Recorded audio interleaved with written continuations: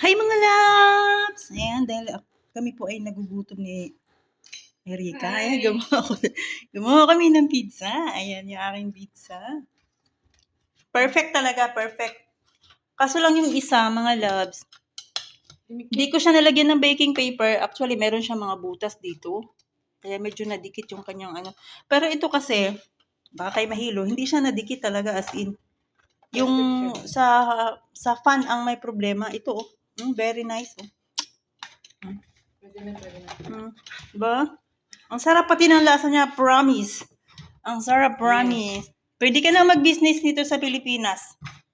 Kahit 15 lang ang isa, diba? 15? Oo. Kibalugi? Hindi, tingnan mo din kung magkano abuti 15, ng... 30. Okay, 3, 6, 9, 12. 120 ng isang piraso, isang ano. Ba? Pwede na. Pwede na. Ayan lang, share lang mga loves. Kaso lang yung aming ginawang ano, yung... Wala kasi kaming white onion, kaya red onion na lang yung nilagay namin.